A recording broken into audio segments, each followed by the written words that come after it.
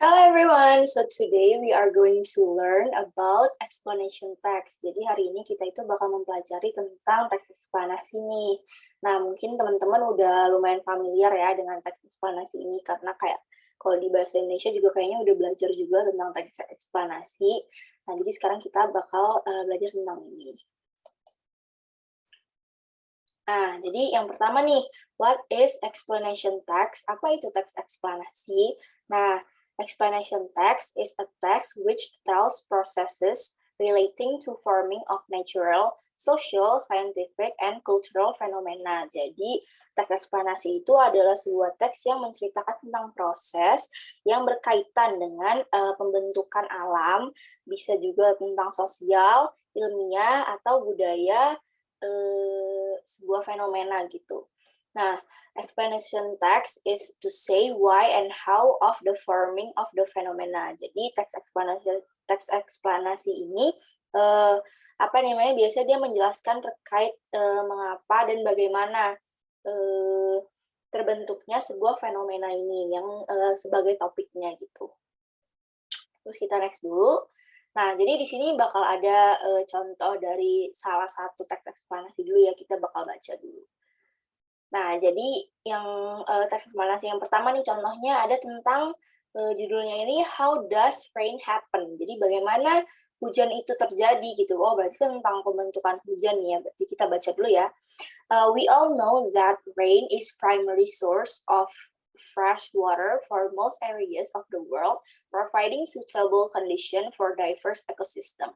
Rain is water that descends from the sky through several processes until the rain occurs. Do you know how does rain happen?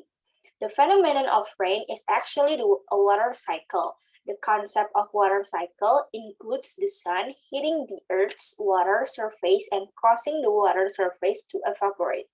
Earth's water includes water from lake, river, and ocean. Then, the water vapor experiences condensation and becomes condensed vapor. Condensed vapor is formed from droplets so that when the air temperature is higher, it makes the droplets gather, condense, and form into clouds.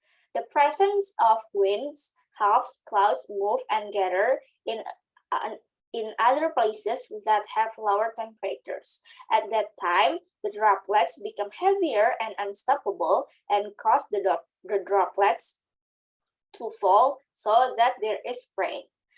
If the droplets drop in an area with very cold temperatures, the droplets will drop as snow. However, not all rain reaches the surface. Some evaporates while falling through dry air. This is called virga, a phenomenon which is often seen in hot, dry desert regions. Gitu. Nah, kita udah baca nih terkait teks ini tentang teks eksplanasinya tentang hujan ya berarti. Jadi pembentukan hujan nih kita bisa lihat di 3 paragraf ini dia menceritakan tentang itu gitu. Nah, sekarang kita bakal mentranslate atau menerjemahkan teks tadi nih biar mengecek juga pemahaman kita ya apakah kita udah paham benar tentang teks tersebut gitu. Dan bisa nambah vocabulary juga kan, misalnya kalau ada di teks tadi ada kata-kata yang teman-teman nggak tahu, biasanya kata-kata bahasa Inggrisnya jarang gitu ya, nanti kita bakal membahas di sini. Jadi kita ke paragraf 1 dulu. Nah, paragraf 1 nih yang tadi nih, kita bakal translate satu-satu ya, satu kalimat. Nah, ini yang kalimat pertama, we all know that rain is primary source of fresh water. Jadi kita semua tahu bahwa hujan adalah sumber utama air tawar for most areas of the world, untuk sebagian besar wilayah di dunia.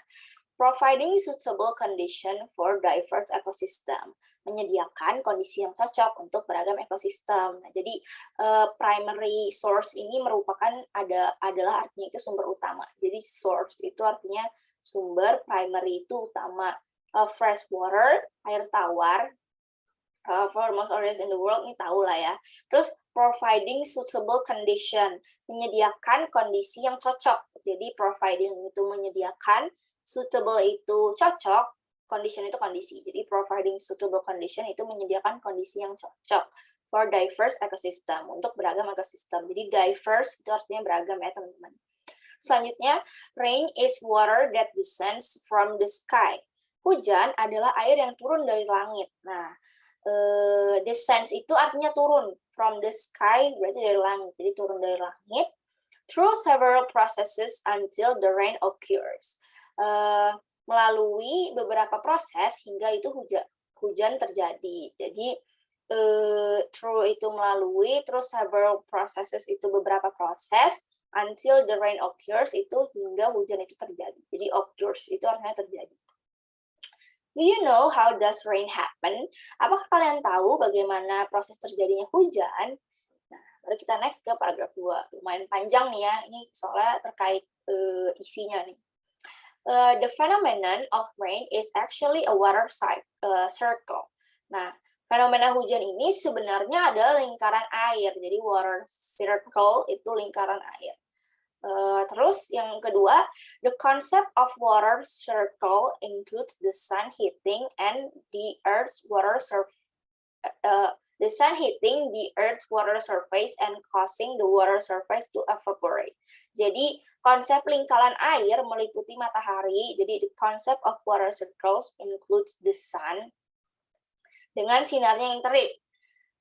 Terus the sun hitting. Hitting itu artinya memanaskan permukaan air di bumi dan menyebabkan permukaan air tersebut menguap. Jadi the sun hitting the earth's water surface. Jadi memanaskan permukaan air bumi. Surface itu artinya permukaan, earth itu kan bumi. Nah, water itu kan air. Jadi hitting the earth's water surface itu artinya memanaskan permukaan air di bumi. And causing dan menyebabkan the water surface, permukaan air tersebut to evaporate, menguap. Jadi evaporate itu kan bisa juga diartikan sebagai evaporasi. Evaporasi itu artinya juga menguap gitu. Selanjutnya yang kalimat kedua, Earth's water includes water from lake, river, and ocean. Air di bumi termasuk dari danau, sungai, dan laut. Then the water vapor experiences condensation and become condensed vapor. Lalu, uap air tersebut mengalami kondensasi atau pemadatan dan menjadi embun.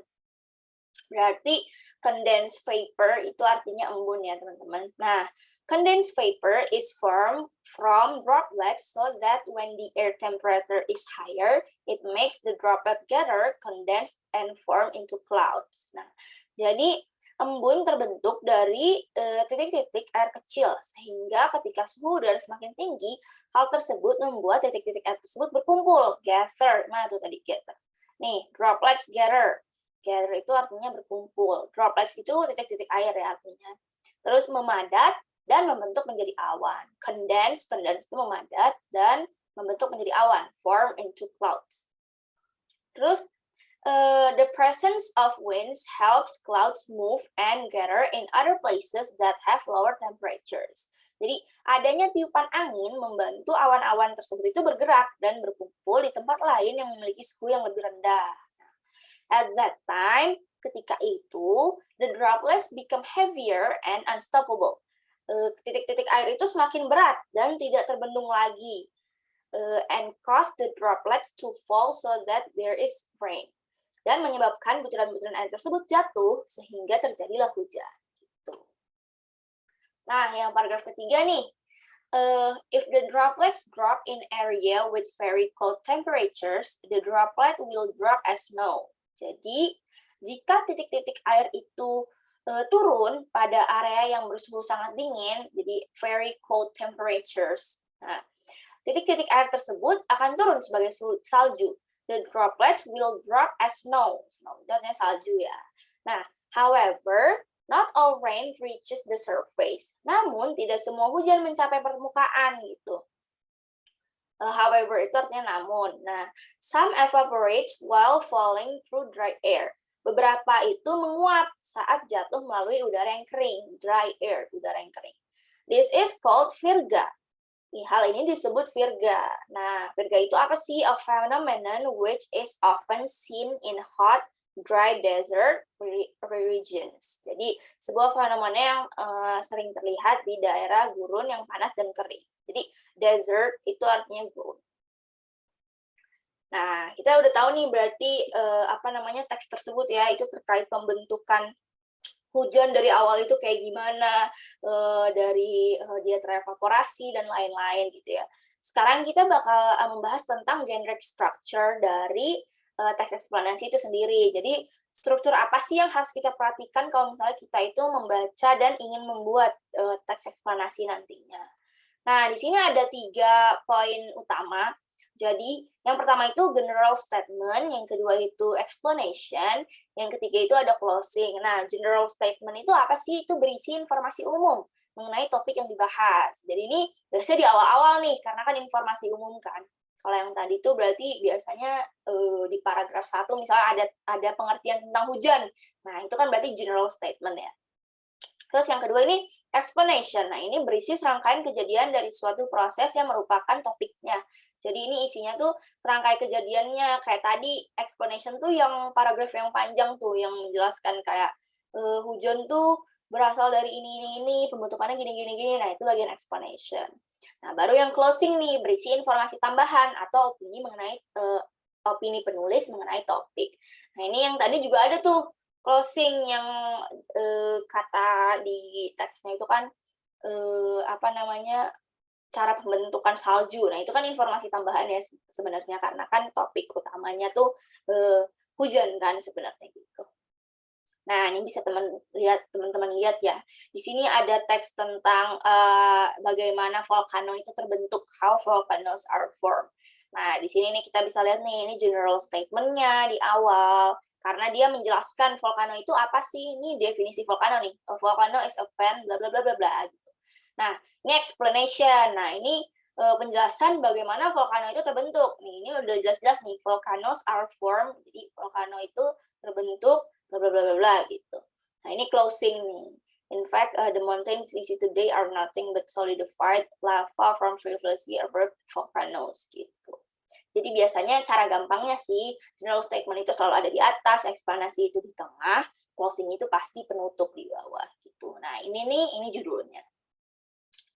Gitu ya. Nah, jadi teman-teman udah bisa membedakan tuh, generic structure-nya. Nah, sekarang kita bakal membahas tentang language features atau ciri kebahasaannya. Nah, biasanya kita menggunakan, ciri-ciri kebahasaan yang kayak gimana sih kalau misalnya mau membaca teks eksplanasi atau mau menyusun teks eksplanasi. Nah, yang pertama itu menggunakan simple present tense. Nah, simple present tense ini digunain karena kita itu bakal menjelaskan terkait fakta-fakta gitu. Dan fakta itu kan bukan sesuatu yang lampau. Kalau misalnya lampau kan berarti pakainya simple past tense gitu ya. Nah, kalau misalnya pakai simple present tense itu berarti mengenai fakta. Karena yang memang yang kita jelaskan itu terkait fakta. Kayak tadi fakta pembentukan hujan kan memang begitu kan, pembentukan hujan gitu. Nah, selanjutnya yang kedua ini menggunakan action verbs. Action verb itu apa sih? Adalah kata kerja yang digunakan untuk menjelaskan aksi yang berlangsung. Karena kan ini memang sedang berlangsung ya, gitu. Hujannya juga masih terus berlangsung kan. Jadi misalnya do, make, create gitu. Yang ketiga ini menggunakan passive voices. Nah, ini bertujuan untuk menekankan fokus pada kejadian yang berlangsung, bukan pada subjeknya. Jadi, kita ini menekankannya pada si proses pembentukan hujannya, bukan pada subjeknya, intinya gitu. Yang keempat, ini menggunakan noun phrases. Itu bertujuan sebagai adverbial. Jadi, si noun phrases ini bisa sebagai adverbial, tapi bisa juga dalam menjawab pertanyaan misalnya kapan, di mana, mengapa, dan bagaimana. Kayak misalnya, bagaimana hujan itu terbentuk. Nah, ini pakai si noun phrases ini gitu. Selanjutnya ada menggunakan technical terms. Nah, technical terms ini merujuk pada istilah-istilah teknis yang berkaitan dengan fenomena yang dibahas pada teks. Nah, technical terms ini biasanya kata-katanya kita jarang dengar gitu ya, kayak tadi evaporates. Nah, evaporates itu termasuk technical terms karena kan kita tidak menggunakan kata tersebut di kehidupan sehari-hari gitu ya, evaporasi gitu. Nah, ini yang terakhir ini berisi penjelasan mengenai proses. Nah, sekarang nih kita bakal latihan soal dulu nih. Ada beberapa soal yang bakal kita bahas.